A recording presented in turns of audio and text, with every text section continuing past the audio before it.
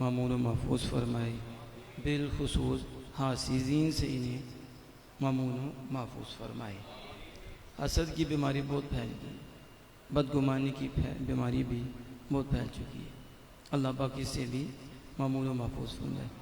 मैं भी चाहता हूँ कि अमीर साहब को कोई नसीहत करूँ, क्योंकि मदीना पाक जाना है तो अल्लामा साहब ने भी नसीहत की है, वो फिर हमारा भी हक़ है कि हम भी कोई नसीहत करें कि उधर जाके करना क्या है। करते इधर भी हैं, नमाज तो इधर भी पढ़ती है, अमल तो इधर भी फ़र्ज़ है तो उधर भी फ़र्ज़ है।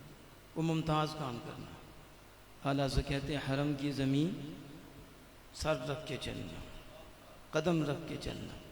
हरम की ज़मीन कदम रख के, यानी वो ज़मीन कौन सी ज़मीन है, कितना नाजुक वो मकाम है।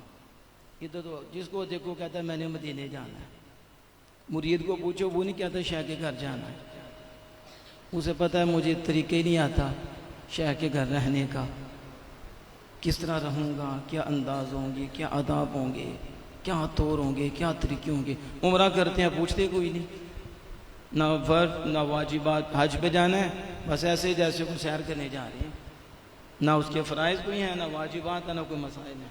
इसी तरह उम्रे में इल्ला माशाअल्लाह हम देख रहे हैं कि कोई आता है उलमा किराम के पास, बताता है कि हमने कैसे जाना है, करना क्या है, इसकी ज़रूरी। बल्कि मैं देख रहा हूँ कि बंदे गुनाहगार हो रहे हैं, नमाज़ दम पे दम पड़ रहा है, बंदों पे जुर्म हो रहा है, और हुजूर तुम पे नाराज़ है। हुजूर की शरीयत को छोड़ के हुजूर को मुँह दिखाने जा रहे हैं, बड़ा मुश्किल काम है। फिर उधर जाके चलना, फिर आला को पूछो, कहते हैं हरम की ज़मीन कदम रख के चलना, अरे सर का मौका है ओ जाने वाले, ये तो तुम्हारा कुछ भी नहीं रहना। इधर गलती होगी मक्का शरीफ में होगी, माफ़ी मिल जाएगी, रसूलुल्लाह की बारगाह में बेअदबी होगी, बचना। इसलिए आपने जाना है तो एक ही ख्याल रखना, बस तसव्वुर में यही हो कि बेअदबी ना हो, और फिर ये ख्याल हो कि हम कहाँ आए हैं। हम असल शरीयत अगर गौर करो तो ख्याल ही में है। किस में है? ख्याल ठीक हो जाए, बंदा बंदा बन जाता है, हुजूर तो यहाँ ही है, हमारा ख्याल ठीक हो जाए। ये ख्याल कि आज जिस सरजमीन पे मैं आया हूँ यहाँ तो हुजूर चला करते थे, आज गुनाहगार की तलवे उस जगह को चूम रहे हैं, उस जगह पे जिस जगह पे आमिना के लाल चल, अब तवाफ में भी उसका तवाफ हो जाएगा। वो जिधर जाएगा इसी तसव्वुर में रहे, बस उसका उम्रा भी हो गया, हज भी हो गया, सारा कुछ हो गया। तो अगर सेल्फी खिंचाते रहना तो उसका क्या होना। असल है ही ख्याल। तो आला ने जो भी पेश किया ना, कि बस ख्याल अपना ठीक रखो। क्या मैं भी मदीने पाक गया था 2012 में, उलमा साहब तो हो क्या है 2012 में मैं मदीना पाक हो गया, और बाकी उधर ठहरना बहुत मुश्किल काम है, बहुत मुश्किल काम है। लोग उलझते हैं, फिर वो जो मुतव्वे होते हैं, जो सरकारी होती हैं, तो सरकारी का काम तो ऐसे ही होता है ना, उन्होंने नात नहीं पढ़ने देनी, उन्होंने आपको यूँ खड़ा नहीं होने देना, उलझेंगे आपसे। वो करते हैं, उनकी ड्यूटी यही है कि जो अदब का काम हो उसे रोक दो, जिसमें ताज़ीम मुस्तफ़ा का कोई पहलू पाया जाए उसे रोक दो, और बेअदबी का जो भी पाया जाए उसे खुली छुट्टी दो। उधर ये काम है। लेकिन जब ऐसा हो तो आप उलझे ना, आप दूर से देखिए साइड पे हो जाए, वो दफ़ा हो जाएगा, फिर सलामी करते रहो, उलझोगे उस सलाम से भी दूर हो जाओगे। वैसे उलझना भी नहीं चाहिए, जगह ही ऐसी ऊंची आवाज़ें हो जाए हुजूर की बारगाह में, ये तो बड़ी एहतियात है। इसलिए उधर आप एक तो ये तरीका जो मैंने आपको बता दिया है कि उन्होंने आना है, आपने बात नहीं करनी, आपने दूर से देखा है साइड पे, जो ही आए चला जाएगा, फिर आप नाज़ शरीफ पढ़ो, फिर आप इस्तिग़ासा पेश करो रसूलुल्लाह सल्लल्लाहु अलैहि वसल्लम की बारगाह में, बात खड़ी हो जाए, वो आपको तंग नहीं करेंगे। जब आप उलझोगे उनसे तो फिर आपको नहीं खड़ा होना देंगे। तो हमने ये तरीका आजमाया, मैं 12 खड़ा हुआ हूँ, बाबे जिब्रील में रहा हूँ, सामने भी देखा हुजूर के कदम है पे, लेकिन जब हुजूर करम फरमाते हैं ना तो मुतव्वे भी मर जाते हैं। फिर हाथ बांध के खड़े होकर सलामिया पेश करो, मुतव्वे को भी समझ नहीं आती कि हो क्या गया है। इस तरह होता है, आप जब जाएंगे तो अल्लाह करम फरमाएगा, आपको ऐसे मौके भी मिलेंगे कि मुतब्बा पास से भी गुजर जाएगा, आपको छेड़ेगा भी नहीं। लेकिन आपका तसव्वुर, आपकी अकीदत कायम रहनी चाहिए। पाँव बड़े ध्यान से रखना, कदम कदम पे क्या है हुजूर चले, तसव्वुर। और फिर रोना भी आता है। फिर इधर फरिश्ते भी कितने हैं, खुद से बाप पढ़ के देखिए। लेकिन यहाँ मफहूम ये है कि हुजूर इतना खुश होते हैं, इतना खुश होते हैं। अगर ये डरना होता कि क़यामत कायम हो जाएगी तो हुजूर अपने रोज़े से निकल के ज़ायरीन से मिलते। ज़ियारत करने वालों से हुजूर इतना राज़ी होते हैं। अल्लामा साहब कह रहे हैं ये फतवे लगाती हैं तो मस्जिद नबवी की ज़ियारत की बात करते हो तो तेरे प्यो की मस्जिद है, वो भी इन मुस्तफ़ा जाने रहमत की है। तो जो मस्जिद नबवी की नीयत पे जाता है हकीकत में मुस्तफ़ा जाने रहमत की नीयत पे जाता है। वो अपनी मस्जिद तो नहीं, नबी अकरम सल्लल्लाहु अलैहि वसल्लम की मस्जिद है। वरना मेरे आला हज़रत फरमाते हैं, बीमार थी आला हज़रत, शिद्दत थी, आपको रोका जा रहा था तो आपने पता क्या कहा, आपका तो फिर मोहब्बत कितनी, इश्क कितना था।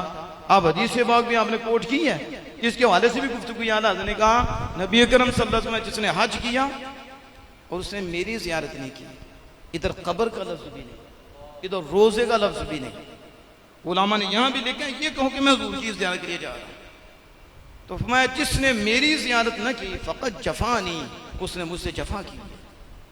फिर आला हज़रत पता क्या कहते, मैं जाऊं तो मैं आऊं, तो मैं जाऊं तो मैं आऊं, जाऊं तो आऊं, सांस उखड़ गया हुजूर की ज़ियारत। मंज़ार कब्री वजबत लहू शफ़ाअती, फरमाया जिसने मेरे रोज़े की ज़ियारत की। इन्होंने तो इसको भी नाउज़ुबिल्लाह मिन हराम कहा है।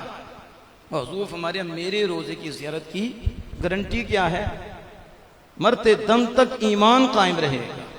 हर कोई चाहता है मेरा ईमान सलामत रहे, तो जिसने रोज़ा मुस्तफ़ा को देख लिया है मरते दम तक उसका ईमान कायम रहेगा। क्यों?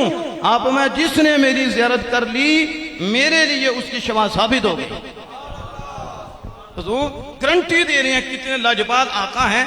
एक मर्तबा ज़ियारत रोज़े पाक की हो रही है तो मिल क्या रहा है कि मरते दम तक ईमान कायम रहेगा। ईमान से बताओ, आप रोजे पे जाओ और जियारत करो, आपके ईमान की गारंटी है। तो जिन्होंने इन आंखों से आमिना के लाल को देखा है और जो साथ लेटे हैं उनके ईमान का आलम क्या है। इसलिए ये इनकी बातों में ना आओ, इन्हें ये चीज़ मिली नहीं है, ये आपको दौलतें मिली हैं, ये अल्लाह की मेहरबानी है। तो जियारत से जाना है, किससे जाना है? जियारत की नीयत करके जाना है। किसकी? रोज़ा मुस्तफ़ा की, उनके सदके मस्जिद नबवी शरीफ भी हो जाएगी। लेकिन याद रखो सबसे ज्यादा कुर्ब कहां मिलता है, और ये गारंटी है। सबसे ज्यादा कुर्ब कौन सी इबादत है कि सबसे ज्यादा अल्लाह का कुर्ब मिले? उलमा ने लिखा है वो हुजूर की रोजा की ज़ियारत है। किसकी?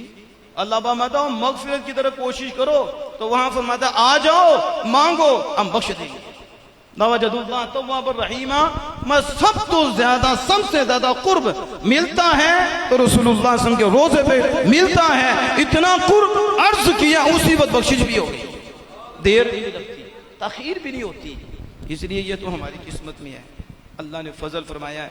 दूसरी बात मैं गुजारिश ही करूंगा आपसे, वो आप ज़हन में रखिए। वैसे भी अल्लामा साहब तो बयान करते रहते हैं, इन्हें पता तीर चलती हैं, जो भी होंगे कहते होंगे अल्लामा साहब पता नहीं कितने करके आते हैं, समझ रहे हैं आप। अगर इनको कार मिल गई है तो क्या अल्लामा साहब का बड़ी नोट मान लेते हैं, बड़ी इच्छा उम्र तो भी चले गए ने, उनाज तो भी चले गए ने, हासिल मरती है। और ये शुरू से चला आ रहा है। इल्ज़ाम लगाना, ये तनकीद करना, हमेशा याद रखो किसी की तनकीद भी नहीं आती, इल्ज़ाम लगते रहे, हक वालों पे लगते ही हैं, पक्की बात है। और जो रसूलुल्लाह पे लगा सकते हैं हम, मैं और आप क्या हैं, जिन्होंने रसूलुल्लाह को काहिन कह दिया, जालिमों ने हुजूर को काहिन कहा है, हुजूर को मजनू कहा है, हुजूर को मुफ्तरी कहा है। नाउज़ुबिल्लाह कि आप अपनी तरफ से ये बना के कुरान, जो कुरान था ये अपनी तरफ से कलाम करते हैं, हुजूर ये अपनी तरफ से कहते। जो हुजूर को काहिन कहें, हुजूर को शायर कहें, हुजूर को मजनू कहें, तो मैं और आप क्या हैं। तो इसलिए कभी भी डिसहार्ड नहीं होते, कभी भी डिसहार्ड नहीं होते कि मैं ये काम कर रहा हूँ, ये तो शैतान का वार है, क्या आपको इससे रोक देगा? क्या हम इनके लिए कर रहे हैं, आपके लिए कर रहे हैं? अल्लामा साहब आपके लिए कर रहे हैं, अल्लामा साहब सिर्फ अल्लाह के लिए कर रहे हैं। किसके लिए? तो जो अल्लाह के लिए करता है ना तो तीर बड़े आते हैं, वो परवाह ही नहीं करता। कहा मेरा दीन तीरों से बचना नहीं है, तो मेरा जो सोच है ये